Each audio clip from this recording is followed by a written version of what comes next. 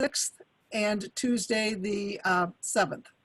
And that we should get everything done before the one today, the one Thursday, and the two next week. So hopefully that will do us. If we need to come back on and do a little more training, certainly we'll do that. You'll have to let us know that that you have questions or you have more to do or more that you think we need to cover. We'd be happy to do that. So then I'm going to go ahead and turn this over to Randy and let him take over. He's going to introduce our speakers too. So. Yeah, well, thanks. And thanks for doing the Zoom meeting. I was thinking about this today, and it was like 18 days ago that we were in Kalamazoo at Pets, and all of a sudden the decision was made to stop it. So the one regret that I have personally is that we didn't have an opportunity to get together again as a group before we needed to leave. So just say our goodbyes or whatever. So hopefully a situation like this doesn't happen again. So just a couple comments on the Zoom meetings. We do want to keep it to an hour. So that's our goal, is to have an hour and have 4 of these so we can finish up the training.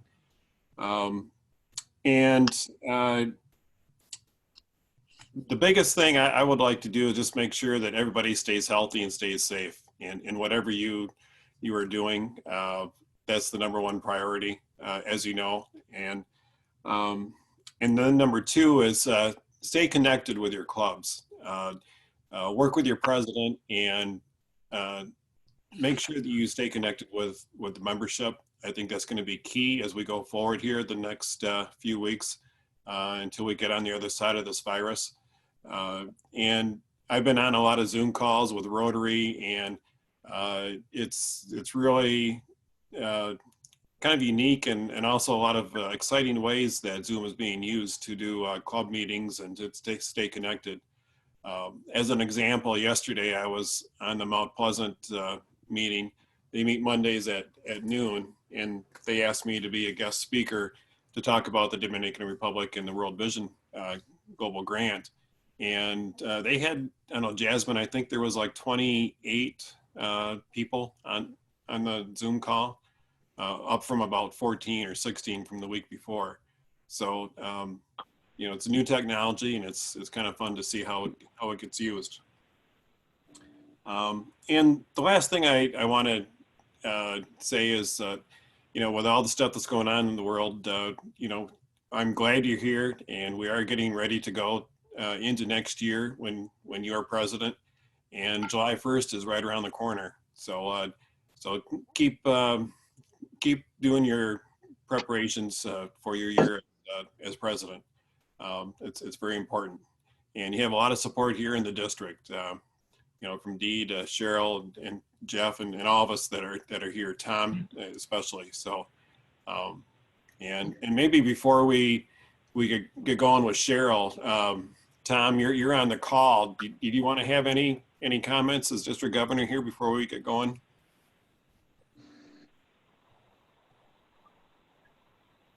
Unmute myself. I'm glad everybody's here. Good attendance, and let's get on with it. So go ahead. Okay, thanks, Tom. I want to introduce Cheryl Peterson, and many of you know Cheryl, but I've known Cheryl for the last few years here when she was district governor, and especially in the last few years when she was on the Water and Sanitation Committee and doing grants, the global grants. One thing that Cheryl really leads and provides to us is her knowledge on grants and her administrative skills on writing them. And she's here today to give you a great background on the foundation, and along with Teresa. Teresa's here as a guest to support what Cheryl's saying. So welcome to both of you tonight. Thanks, Randy.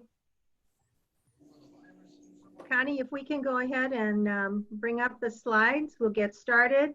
We want to thank everyone for participating tonight, for being here and taking part. And as we go through our session, there's going to be some opportunity for group interaction. So I hope that you will jump in at that point and share your ideas and your thoughts, because I think that's really important as we hear from others and what other clubs are doing and other thoughts. It helps us to better define our own thinking as well. So please feel free when those opportunities come up tonight to join us. I reference you here. If you can just back up, Connie, to that cover slide for just a second. You know, here's our mission: to see a world where people unite, take action to create lasting change across the globe in our communities and in ourselves. And I think the foundation part of Rotary is really the hub of what Rotary is all about. It's what our core is, that humanitarian service of taking action and creating lasting change. And I've asked Teresa to share a story about a project that has done just that, to unite people, to take action and to create lasting change. So Teresa, could you do that, please? Yes, I would love to, Cheryl. And just as a further note of introduction, I'm from Lansing, Michigan area. I'm a past district governor down here. And now my role is with the Rotary Foundation to support all the districts in Michigan, and especially your governors and your foundation chairs, just whatever they need to support them foundation-wise. So it's nice to meet you. I'm not meaning to intrude, but it's a pleasure to be here. This first one I picked is a global grant, which I thought really was cool because it's one club in one club. It's two clubs in different countries that work together. And this is a Rotary Club in North Carolina that partnered with a Rotary Club in Lebanon. And they wanted to provide clean water to public schools in Lebanon. So we know that that fits under one of the 6 areas of focus: water and sanitation and hygiene area. The problem they found over there was that the municipal water supplies are often tainted because the infrastructure is deteriorating. Most of the people that live there buy bottled water. And many of the public schools don't have that luxury, so they collect rainwater in tanks that are rusty. That leads to contamination, disease, missed school days, that type of thing. And then compounding that is the influx of refugees from Syria. The schools are even more crowded, and there's even more water needed. So what this club did in partnering with the other club in Lebanon, in North Carolina, the project supplied new water tanks, pipes, filters, and faucets, all the infrastructure they needed in 19 schools, and hygiene training, because we know sustainability and training is very important with global grants. The result was 6,743 children now have access to clean water. And the bigger payoff is Rotarians all over Lebanon are replicating that project themselves in the hopes to cover all the schools in Lebanon. The total budget for their project, the initial project, was $43,000. That's the total budget. And we know by Rotary math, which Cheryl will explain later, there's a lot of multiplying and matching. So that doesn't mean your club has to come up with $43,000. So that amount of money went a long way. And I think that's very inspiring. Cheryl. Thank you very much, Teresa. And that's exactly what it's all about, is seeing those outcomes and knowing the beneficiaries that our dollars have helped make a difference in their lives and in their communities, and creating that lasting change. And as Teresa said, that one of the key outcomes of this was that other Rotarians there grabbed hold of the vision, and they're replicating that across their country. What a wonderful example. Thank you so much, Teresa. If we could move to the next slide, Connie. You know, Cheryl, before we do, could we ask everyone to mute their microphones, please? Sure. Thank you. You too. Me as well? No. No, I'm just kidding. Okay. All right. So if we can go to the next slide. You know, I think one of the things that we always want to have confidence in is that the organization that we donate to, that we give our money to, that we give our time to, that we support, is really a dependable organization, a reputable organization. And this shows us that Rotary International has received the 4-star rating from Charity Navigator for the last 12 years. And you can look at that slide and see where a 4-star puts us right there in the very tip of the upper right-hand corner. And we know that only 1% of all of the charities that are evaluated by Charity Navigator reach that 4-star rating for a sustainable period of 12 years. That tells us that we can have great confidence in the accountability, the transparency of the Rotary Foundation, and the dependability with which our dollars are handled by the organization. So if we can move on, Connie, I think that gives us a basis for speaking to our clubs and our club members about the confidence that they can have when they make a donation. Now, we're not going to go through each one of these, but as you print off this PowerPoint and have it, I wanted you to have the names of the people who are members of our district foundation committee and what their specific role is and their contact information. Now, as you get a district directory for next year, you will have this information in that as well. But while you're thinking about goals that you might want to set or information that you might want to know, these are the key contact people for you to reach out to. And Connie, if we can move on. As you know, I'm sure there are 3 basic programs through which you can support the Rotary Foundation. And we're going to spend a little time talking about each one of them. The first one is PolioPlus, and you know our long-standing goal of eradicating polio from the earth. The second one is Annual Fund Share, and that's the fund that brings about support for what we are doing today in Rotary. It might be today in our own community. It might be today in somewhere far distant around the world that we are involved in Rotarian work. But the Annual Fund Share supports the work that's being done today. And then, of course, we always want to look to the future. And this happens to be a picture of an Interact Club, but making contributions to our endowment fund and supporting our Interact clubs and supporting our Rotaract clubs are all ways of securing Rotary for tomorrow and making sure that we're going to be here for the long term. And we're going to talk about each one of these just a little bit as we go through the presentation tonight. Connie, please. So what do each of those things fund? Well, when we look at the funds that are given to PolioPlus, it funds polio eradication. That just kind of makes sense. And I just remind you of the match that we have with the Gates Foundation. So every dollar given is matched by $2 from the Gates Foundation, and that's for the purpose of polio eradication. I think sometimes we get into a little bit of a mode of fatigue around polio because it seems like we've been at it for a very long time, and we have, but it's a very resistant disease, and in the places where it remains endemic, it's sometimes very hard to get the immunizations done. And so let's not be discouraged, even though sometimes we may feel fatigued or discouraged about it.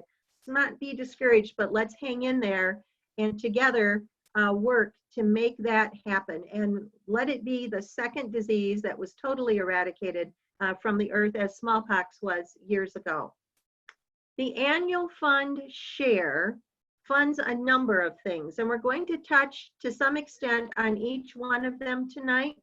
But when you or your club members give to the Annual Fund Share, they are giving dollars that support district grants in your local community, global grants in a faraway land, a global scholar, and we'll talk about what that is, VTT, which stands for Vocational Training Team, and those dollars also support peace centers around the world. And then lastly, our legacy gifts or gifts to the endowment, that secures tomorrow. So what is Rotary doing to prepare us for tomorrow, and how do we have those long-term goals that are going to be available to our club that will help us down the road? Eileen Jennings made the comment once that if everyone at that time who was a member of Rotary in our district would give $1,000, we would have an endowment of over $1 million at the time that we all are no longer on this earth. So that really speaks to, it doesn't necessarily have to be a large gift, but if many people make a gift to an endowment fund, it really makes a difference in sustaining and securing our Rotary clubs for the future in this district. Connie, please. So let's talk a little bit about polio. The website that you see here is where you can go to this website at any time and find out what the status of polio is around the world. And I'd just like to point out that Nigeria was polio free for several years and then had a few cases of polio in August of 2016. They've not had any since then. And if they stay on that pathway, probably in June, they are going to again be denoted as being polio free. So that is definitely a success story in the way that occurrences have gotten turned around in Nigeria. I put this picture with the trees and the mountain in it because I do think that polio eradication is a climb. It's uphill and it's a hard climb and it takes a lot of effort. And when we look at where we're at today in the cases that have happened this year, if we look just at the wild polio virus, we have had 33 cases this year so far in 2020. And if we look only at, and if we compare that to last year, that number was 14. So yes, we are seeing more cases so far this year than we saw in the same time period last year. And again, the need there is so great for ongoing immunization in Afghanistan and Pakistan. And Randy, could you share with the group, I'm sure you already have it, pets, but could you share with the group our goal for polio for next year? Yeah, our goal, boy, you put me on the spot, Cheryl. I'm sorry. It wasn't on my mind. Okay. Yeah, I'm sure you have it. Well, we'll come back to it in a few minutes then, when you think about it. Okay, I'll find it. Okay, very good. All right, sorry to put you on the spot like Oh, that. no, that's okay. I should have known it. Okay. Connie, can we move on, please? So let's talk a little bit about the annual fund and how funding works for Rotary. And Connie, can you click one more time, please? Yeah, I wanted that little picture down in the bottom. So if all these boxes make you feel like that little guy with the 3 sofa pillows over his head and he's kind of saying, take me away, understand that those of us that have worked with the foundation for a period of time at one point felt like that too. So if you're feeling like I don't quite get all these boxes and I don't quite see how this all connects, that's all right. We're going to talk on the next slide in a few minutes about some key takeaways when it comes to grants. But let's just walk through this fairly quickly. And again, don't worry if you don't get it all. Sometimes it takes 3 or 4 hearings. But on the lower left, you see a club that has given $100 to the Rotary Foundation. And you see that after 3 years of investment, the Rotary Foundation makes that $100 now available. And 50 of that comes back to our district in what we call district designated funds. 45 of it goes to the World Fund, and maybe $5 of it goes for administration. If Rotary doesn't need the $5 for administration in that given year, the $5 is combined with the 45 and it becomes 50 that goes into the World Fund. So let's take a look at the district designated funds. Rotary allows every district to make their own choice as to how they use district designated funds. And they can use them for district grants up to a total of 50% of the total amount. So you see, coming from the investment to district designated funds, we had $50, which was half of what was donated originally. Now, by policy, we are allowed to use half of that, or $25, to support district grants. The other $25 goes to support our matching amount for global grants. And what the diagram is trying to tell us is that no matter which way, the club really comes out the winner, because that global grant then is matched by money flowing over from the World Fund to match that total amount for a global grant.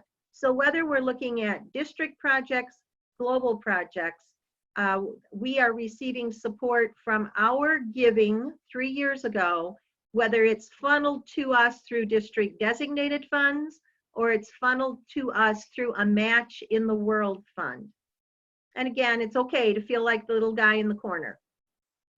So Connie, could we move on? So what's the key to remember around this grant funding for global grants? Cash from a donation from a club or an individual, let's say it's that $100, that gets matched 1-to-1 by our district designated funds that our foundation committee controls. So that $100 now is matched with 100, becomes 200. When that moves on to the World Fund and they are asked to match it, the World Fund matches the district's DDF with $100. And they match the cash from our clubs or individuals at 0.5-to-1 or $50. So that $100 gift that someone gave, when all the matching is over, is rolled up into $350. So if that cash was $1,000, we would have a total of $3,500. If that starting cash totaled $10,000, we would have a final package of $35,000. So a few minutes ago, when Teresa was talking about that $43,000 project in Lebanon, you can see that if across our district together, a number of our clubs came together and between all of us, we raised $10,000, we would have been able to have generated a project of a cost of $35,000.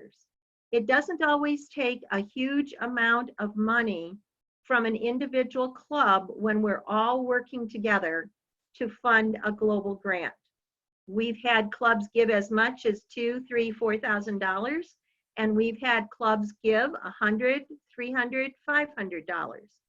Any amount that you can give when we are working toward funding a grant is very much appreciated because of what happens in this matching process. And right now we have a great project coming in the future that every club in the district can have a part in making that happen. And that is our Frankenmuth Noon and World Vision project in the Dominican Republic with District 4060 on the ground there. It's a combination water project for Rotary and a literacy project for World Vision. And it's a big number. The total funding of that project is $800,000. That is going to require all of us working together, not only in this district, but other districts and clubs as well, to make that cash donation line not $100, but more like $114,000. Now we're off to a good start. We have around $55,000, $56,000 that has already been pledged. But as you're thinking about your role next year as club president, please think about your goals for the foundation. Think about what you're going to be giving to, and do you have room in your budget to make some kind of a contribution to this project in the Dominican Republic on water and sanitation and hygiene and literacy? We certainly could benefit from your support if you've not already made a commitment. And I know that Randy, Steve Jennings from Frankenmuth Noon would be glad to do a Zoom meeting with members of your club or members of your board to more deeply explain this project and answer your questions. So if you can come alongside Frankenmuth Noon and District 6310, we would truly appreciate that. Randy, is there anything that you want to add to that? Only that many of the clubs right now are forming budgets for next year. And if you have an international budget, for instance, that you're deciding what to do or how to spend it, please consider this grant. And the timeliness of mentioning it today is very good because many club budgets are approved in May or June for next year. You said it's an $800,000 grant. It's 400,000 of that is from Rotary, and 400,000 of that is from World Vision. So we're really getting the partnership between the two organizations, getting the best of both. Thank you, Randy. All right, Connie, if we could move on. We had our grant training for this season planned to kick off next Saturday, and your club has received communication that, of course, we're changing that format. So in early April, you will receive a PowerPoint and handouts, and we're going to more of a self-learning model to do grant training this year. We got that approved by the Rotary Foundation. They find that to be acceptable. And so that's how we are going to accomplish grant training across the district. Just a couple of things about grant training. We have found that if the person or persons who come to grant training have some type of significant role in developing the district grant application or the global grant application, we have many less submission errors and there's much less rework. So when you think about who's going to review that PowerPoint, review those handouts, if it can be someone who's going to have an involvement in the grant and writing the application of the grant, it will probably make it easier for all of us. So give consideration to that if you would, please. All right, Connie, if we can move on. Well, you know, there was a book a few years ago called Good to Great. And I think the role of the Rotary Foundation and the role of the district with district designated funds can take very good projects and help them to become really great projects. And I know Teresa's got another little story for us here about a grant. And while she's telling her story, I'd like you to think about your story. What story would you like to share with the group tonight about a grant that your club has been involved in and what the outcome of that project was? So Teresa, let's go to you first. Well, this story that I'm going to tell you is a grant I really like. It's from a club in my district. It's from the Ionia Rotary Club. Some of you may have visited there. But they built a healing garden at the new hospital in Ionia. And I got to tour that. It's a very cool thing. It's for respite and peace and comfort of the hospital guests, patients, and their visitors in normal times to go out and enjoy the healing garden. What that club did is they provided plantings, edging, mulch, concrete, benches, and a water feature. They donated their sweat equity, and I was there on one of the days they were building it, and they really worked hard on that. And they also donated design services to create the pathways and to put everything in place in the garden. They had a district grant to pay for that, and they leveraged those funds to create the healing garden. Plus, they're going to maintain it and add to it in future years. So that is a really different kind of project that I liked and I wanted to share with you today. Thank you, Teresa. How about somebody out there? What's a grant that your club's been involved in that you're really excited about, or it has done some great work with great outcomes in your community? Share your story with us.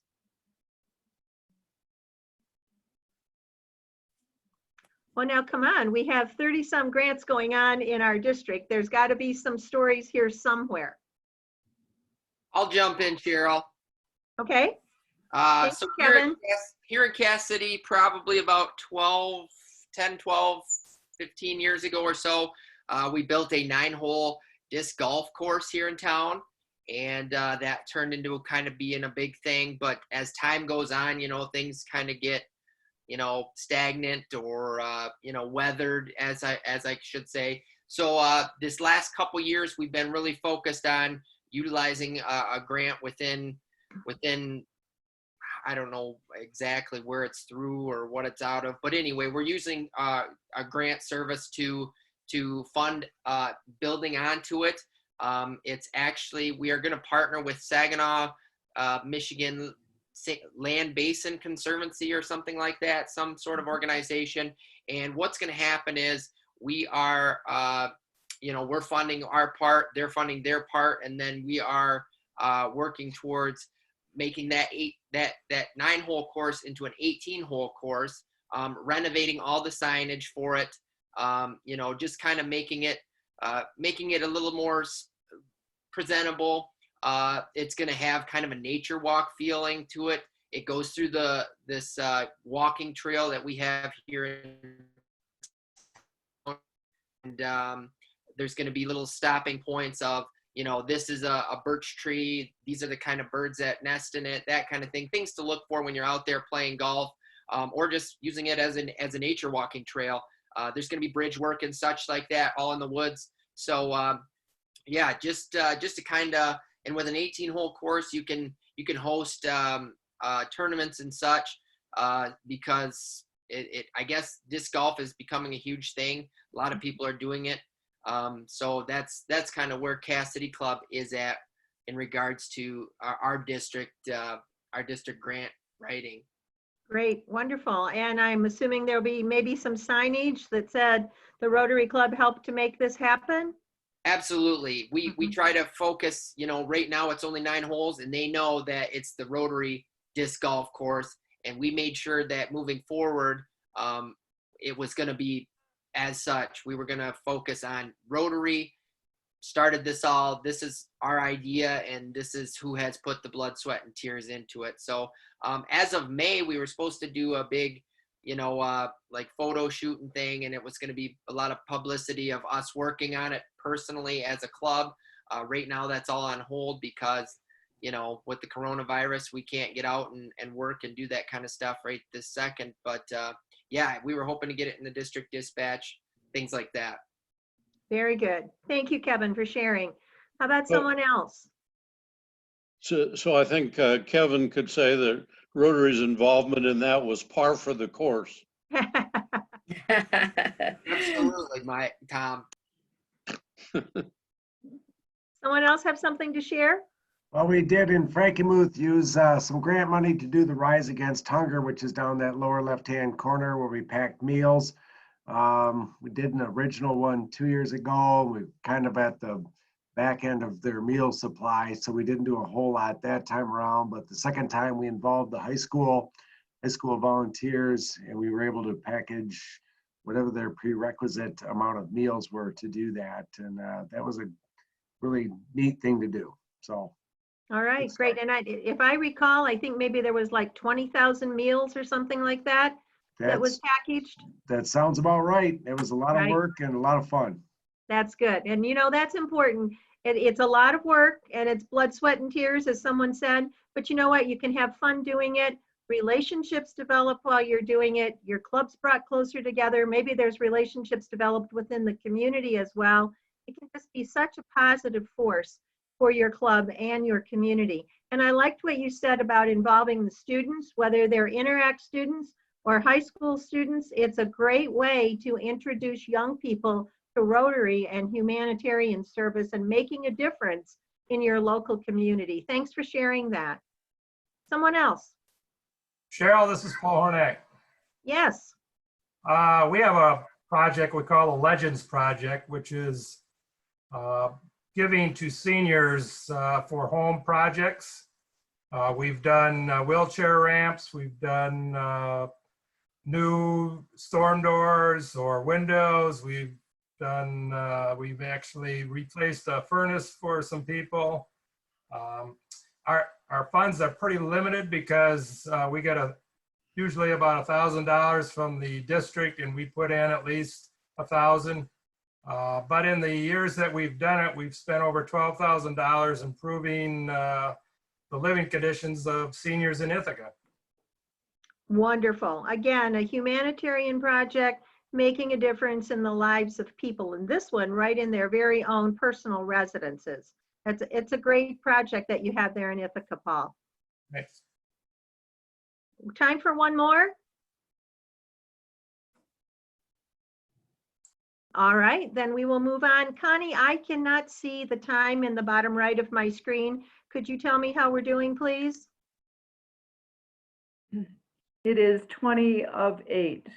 20 of 8. All right, very good. When we get down to the last 5 minutes, I'd like you to interrupt me, okay? Will do. All right, and let's go on to the next screen. There's a couple more things that I want to review with you about how annual fund share dollars are used. And if you were at the Foundation Gala last November, you had a chance to meet and hear Noah Lee.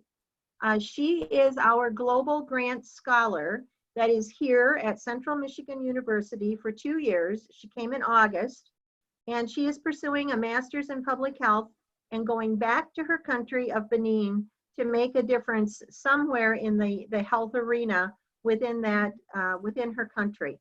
She is available as we get past this viral pandemic, and as she is on break from Central this summer, she is available to speak to clubs.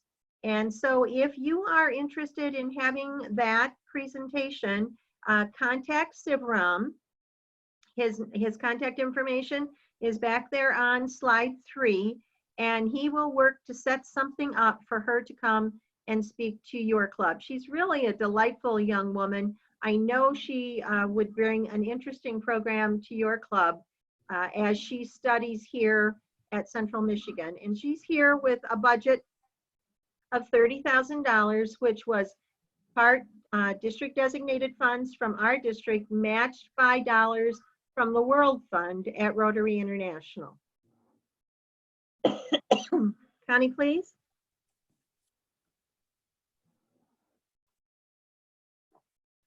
Vocational training teams. We haven't talked a lot about this in our district, but we have had one of them. We had a team that went to Uganda. And these teams, excuse me, can be funded with grant dollars and a minimum of $30,000. These are groups of people that either go to teach or come here to be taught. Most recently, because of travel issues, teams have gone to their countries to teach. Doesn't have to be all members from one club, although it can be. It could be members across the district. It could be at least 2 Rotarians and some non-Rotarians. So there's a lot of opportunity here with vocational training teams. If you have people that at some point are interested in that kind of global travel, going to a country to help teach leaders and individuals in that country something in your area of expertise. That could be a wide variety of things. Childcare, mother-baby health, general health and disease prevention, agricultural, how to improve agricultural practices, economic viability, teaching women some skills so that they can contribute to the income of the household. There's all kinds of topical areas and skill areas that could be represented among these professionals. So as you think about something perhaps unique and different, think about where a vocational training team might fit. Not maybe with all of your club, maybe only with 1 or 2 people who have a particular interest in that kind of Rotary experience and might want to join together with other people to create a VTT, a vocational training team. Connie? So here's a chance now for us to pause and answer this question. How does your club encourage giving? So we've heard about 2 of our really main areas of focus, PolioPlus and Annual Fund Share, and all the things that Annual Fund Share supports.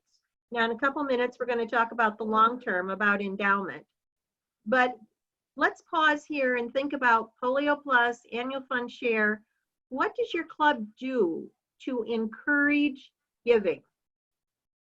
Anybody want to share something that your club has done? The Saginaw Sunrise Club has partnered with Jets Pizza, and they donate a percentage of their sales on Polio Plus the day that we recognize Polio Plus. So we make a considerable amount of money doing that project. And also at our weekly meetings, we have, it looks like a coffee can that has a slit in the top, and we just pass that around and we just put loose change in that. So we keep that rotating just about every week. Okay, very good. Those are good ideas. Bay Is City any- Noon does a project for polio. Can you hear me? Yes. Okay, good. We did a spin-a-thon this year at our local YMCA where it encouraged members who were coming in to give. We painted pinkies and we raised $1,500 over our annual goal. We raised about $6,800, I think. Wow, wonderful. But checks in our club too, so that helps. Wonderful. Thank you, Carrie. Anyone else? Cheryl, in the month of November, in the Pigeon Club, our club president, Matt Meisner, every week, instead of doing a Rotary minute, quote unquote Rotary minute, he did a foundation minute. And so really actually spent more than a minute talking about all the great work that happens from our giving to the foundation. And so it just really created a greater degree of awareness for everyone in the club. I think that's wonderful, of telling those Rotary stories, not only of the projects that are happening in your club, because of course your club knows about those, but what about some of the stories that maybe you've heard here tonight or stories that you've read in the district dispatch? So keeping that out there all the time, telling the stories and talking about the why. Why is it that we do this? How is it that we're making a difference in our local community or somewhere else? I think that's a really key strategy in encouraging giving. Someone mentioned, I think Paulette, it might have been you, about the passing of the container at each club meeting and taking that opportunity to raise some dollars. I don't think this club is on the call tonight, but one of our clubs, a member there said she was going to go out and get some small containers and give it to everyone in the club and ask them to put it by their washing machine so that as they were emptying out their pockets of loose change, that it could go into that cup that was conveniently located right next to the washer. So there's all kinds of little ideas like that, that on the surface, it might seem like, well, this is just small change, but it adds up over the course of the year if you have several members from your club that would be participating in something like that. Anybody else? Something that you've done to encourage giving in your club? Well, this would be tagging on to the Purple Pinky Challenge here in Frankenmuth. We had a booth for AutoFest here and promoted that, and that did quite well. We were getting ready to have one for a Taste of Frankenmuth here in March, but unfortunately that was canceled due to the COVID deal here. So been kind of pushing that at our various community things happening, and that's been a good thing to raise awareness about that. Okay, wonderful. Someone I think spoke about involving some students. Are there other clubs that have involved students or Interact clubs, Rotaract clubs in encouraging giving? This is Jasmine. Our Interact Club does a Purple Pinky project. They do it at the schools, and then they come to our meeting and do that too. We're here in Mount Pleasant. And then we usually have some club members who will do like a match. So if a club member gives $10, then they'll match $10, and then we promote that we also get the match from Bill Gates. So, just to show how much further your money goes. Great, absolutely. You know, and I mean, that's a great match from the Gates Foundation. So we want to make sure that we're keeping that in front of our club members. You know, they hear it once, they hear it twice, maybe they don't really remember it. So we need to frequently remind them of that opportunity. The What students about, at- go ahead, Dee. Say the Shepherd Interact students also do a purple pinky. But then a few years ago, they did a polio walk. I don't know what we called it, but they got donations from people, pledges from people. And we have a walking path in Shepherd, and they walked that. And the members of the club, remember we're a smaller club, we also met that day. We walked too, but not as far as they did. And then we came back to the to our meeting place and had a little picnic with them. So that was nice, and we were able to spend time with them. But it's a great way for us to get to know the students, but also for them to get behind this the idea of the polio. So, Right.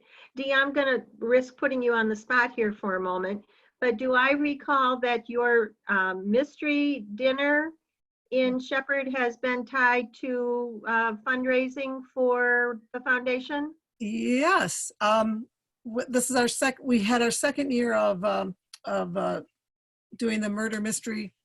It's a lot of fun, very tiring. We have a member who's really into that. He was doing murder mysteries, writing them and putting them on for his friends long before he started doing this for the club.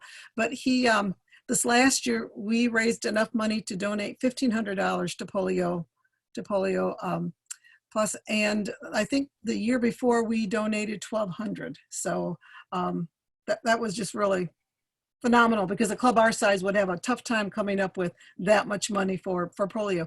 For us, the best way to do that was, even though we like individual gifts, the best way to do it was a group fundraiser like that. So very good. Thank you for sharing that. Mhm. Could anyone share what you might have done in your club around the use of recognition points to encourage giving?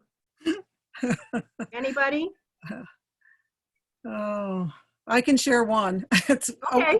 it's almost funny, but I've never used my recognition points, and so I decided that I would kind of carry on the tradition that Pat Post had of honoring somebody from her club every year. So, but since I hadn't ever done it before, I had quite a few points to use. So I decided that I would honor three of our members, and we were going to do it at Christmas time, at our Christmas party. But those three people didn't come to the Christmas party. And then of course I stayed up north for the 2 months, so I wasn't there to do it. And when I just got back to, to when we would start Rotary Club or having our club meetings again, now we're on lockdown. So Joyce still has all of the certificates, but and those people have been Paul Harris Fellows since what, November, Joyce? Something like that. All right. Cheryl, one of the things that we've done with new Rotarians coming into our club, we really try to set the standard pretty high that we want 100% Paul Harris Club, Paul Harris Fellow Club. And so what we'll do is we'll take recognition points and offer a one-to-one match. So it might be, if you give $500, we'll get 500 points and you become a Paul Harris Fellow. It's a very easy way for them to hit that goal of becoming a Paul Harris Fellow. And it might even take a couple years to get there, but we'll still offer up some recognition points that many of us have in excess. So that really helps to drive contributions. Right. Now, if you're wondering what are recognition points, I'm not real familiar with that. Let me just give you a little bit of information about that. Every time someone gives, every time a Rotarian gives to the Rotary Foundation, let's say they give $100, they accumulate 100 recognition points that goes into their own fund. It's personally labeled with your name. And so every time you give money, a matching amount of points are attributed to your account. Only you can decide how to use those recognition points. And Jeff just talked about how in the Pigeon Club, they use them to encourage new members to begin to give to Rotary. And I know some other clubs have used them in that way too, very successfully. So one of the reports that I put at the end of the presentation tonight is the report that you would look at to see how many of your members have recognition points. You may be well surprised at the large number of points that some of your members have. And as well, your club also accumulates recognition points, and your club can use that as a way of encouraging giving.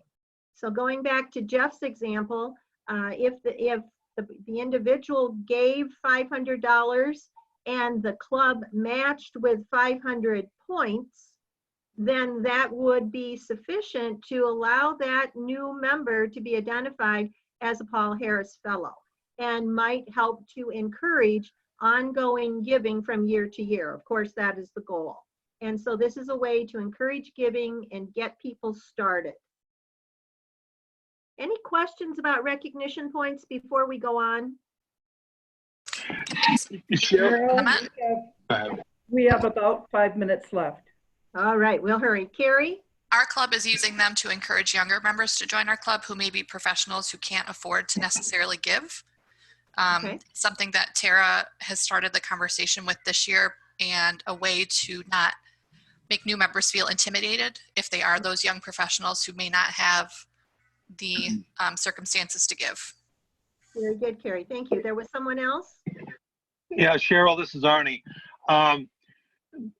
There's another type of recognition that the points can be used for. It could go to a business leader, a non-Rotarian, like that club that does the annual Purple Pinky with the pizza place.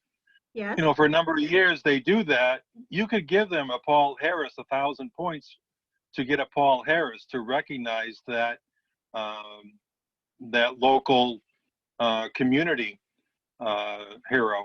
Right. And now they don't get a Paul Harris pin because businesses cannot be Paul Harris Fellows, but they can have a certificate that recognizes them for their work in helping to support the Rotary Foundation. So just to be clear about that, Paul Harris Fellows have to be people, not businesses, but you can recognize those businesses. All right, I think we need to move on. We have a few slides yet to go. So Connie, please. We wanted to talk just a little bit about the future. And if you're giving to the endowment, your gift stays invested. And what is allowed to be spent are the earnings from your gift. And we have a person within the district, Eileen Jennings, and she is our guru around all things endowment, whether it's major donors or benefactors or bequests. So that would be a good program for you to think about in your program schedule for next year. What does it mean to become a major donor, to leave a gift in your estate plan? What are the options in doing that? So think about that as a program for next year. Thank you, Connie. Let's move on. The last thing that I want to talk about here are Peace Fellows. There are several universities, I believe there's 6 of them around the world, that have Rotary designated peace centers offering master's degrees in fields that are related to peace and conflict management. This is a program that is totally funded by Rotary. It doesn't cost clubs or districts any money, but we get to choose the candidates to go. So, you know, if you have a social worker, or you have a first responder, or a police officer, or maybe they're in the schools working as liaison officers, and you're thinking, gosh, what good things they could learn around conflict and peace. I wonder if they would want to do this even 3-month certification program to be certified as a Peace Fellow and bring those skills and that information back into our district and certainly apply it in their own work setting.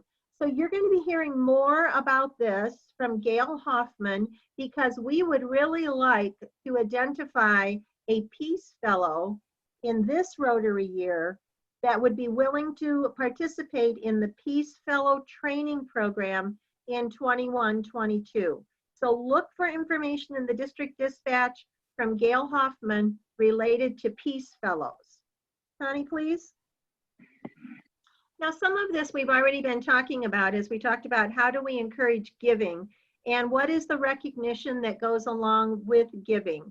I'm going to be sending each of you a little booklet that basically is all you ever wanted to know about the Rotary Foundation, but it's a great reference guide and it speaks to all these numbers. So if you don't remember all the numbers tonight, you will get it in that reference guide.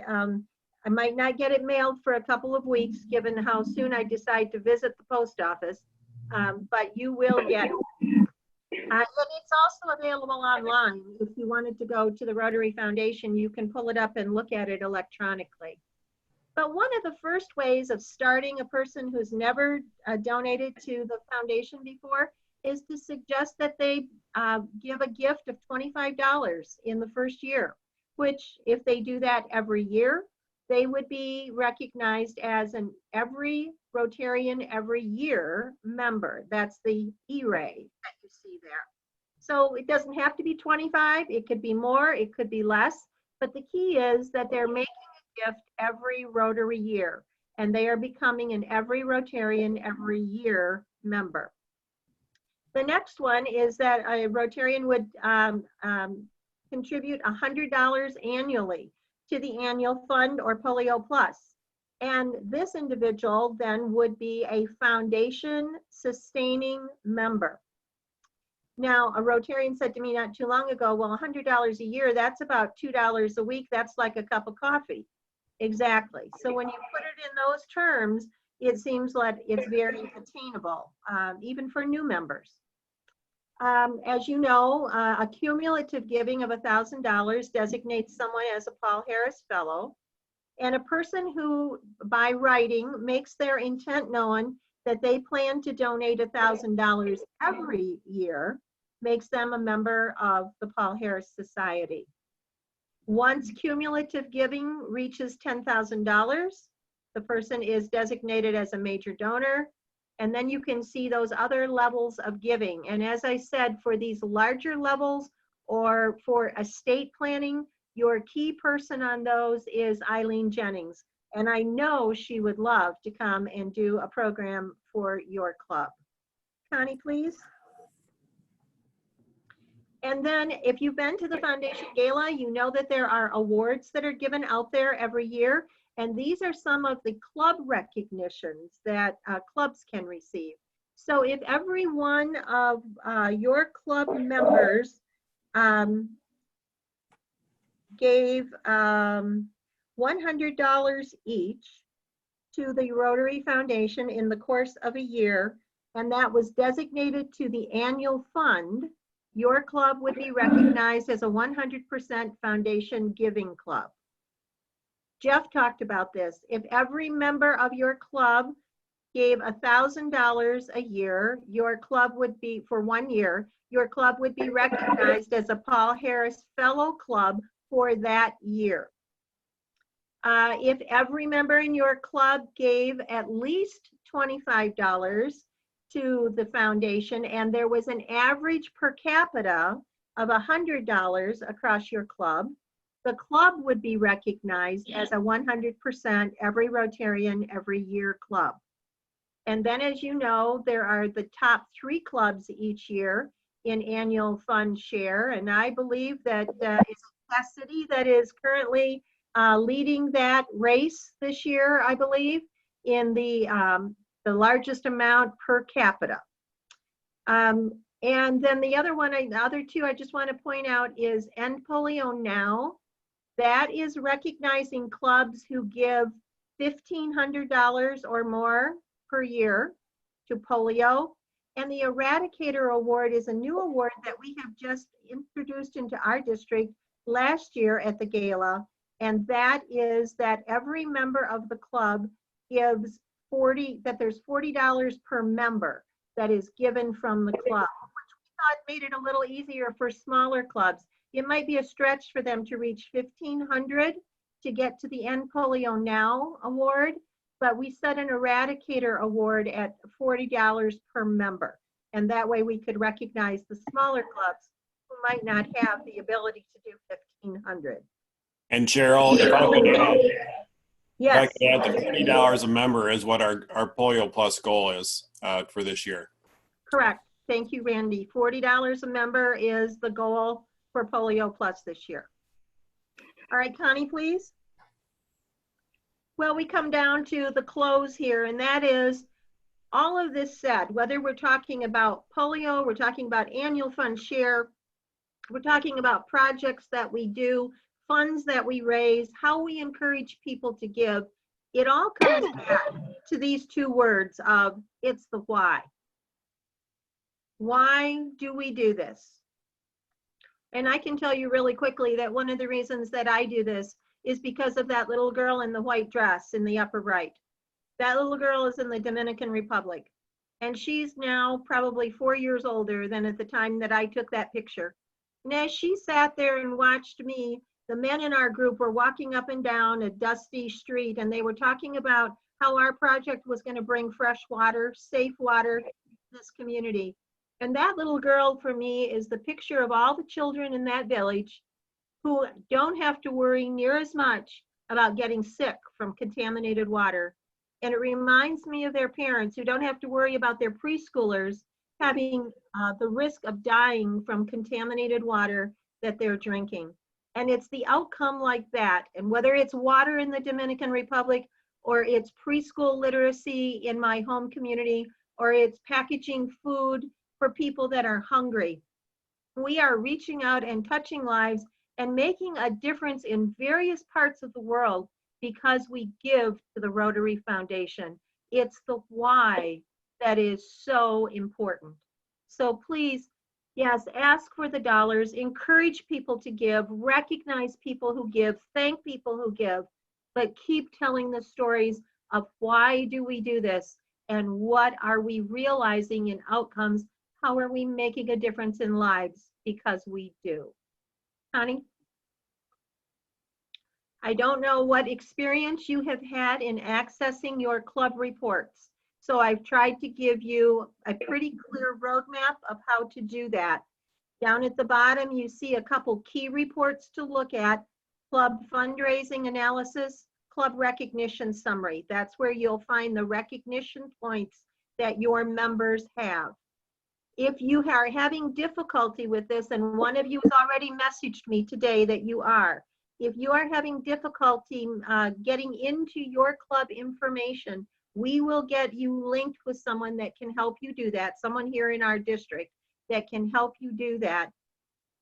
So please let me know if you are encountering some difficulty with that. Yeah. Cheryl, can I just add to this? Yes. On Tuesday, we're going to be presenting, one of your presentations will be on setting your goals, getting them into Rotary Club Central. So Tuesday, that's the program for that night. But also, if you will look at the first 5 steps, that's what you need to do. And you can see Cheryl's written there. Or to set goals, click Rotary Club Central. So instead of going on, you would simply go there. That would take you into Rotary Club Central. So that's at least a start. It gets you there. But like I said, the presentation on Tuesday night will be taking you right into Rotary Club Central and letting you set your goals, or start anyway. So. All right, any quick questions from anyone that you'd like to get out there? And we can either respond to them here or we can respond via email. I know we're past our time. Okay, if nothing, let me remind you, please. I need you to confirm that your club foundation chair will remain the same, or send me the name and contact information for a new person. Please think about, or please play with this pathway and make sure that you can access those Rotary Foundation reports, as well as membership reports and other things that will be helpful to you during your year as president. And as you're setting your club budget, please think very carefully about whether or not your club could sign on to help us with this big project in the Dominican Republic in partnership with World Vision. Thank you so much for joining us tonight. I appreciate every one of you taking time to be here and to be very attentive and to participate as well. And Dee, I'll give it back to you. Okay, thank you, Cheryl, and thank you, Teresa, for attending and talking to us. We appreciate that. we are going to meet again Thursday night. That will be on public image and a little bit of membership, I think. So you'll get that information tomorrow. Also tomorrow we'll get out to you what the next 2 dates also, so you'll have all those. If you can't attend one of these, we certainly understand. I mean, we know you have, you know, your work obligations and family obligations, so we understand. We know you can't go anywhere, so we know if you're not with us, you're probably on another Zoom meeting, so, and that's okay. So Randy, I'll let you wrap up. Okay, well, thanks everybody. And I know Connie had said she's recording this, so it's going to be available for those other sessions as well too, if you can't make it. So I just want to finish off by saying thanks everyone, and stay safe. Have a good evening. Yes. You too, Randy. Thank Everybody. you. Thanks. Bye. Bye. Bye.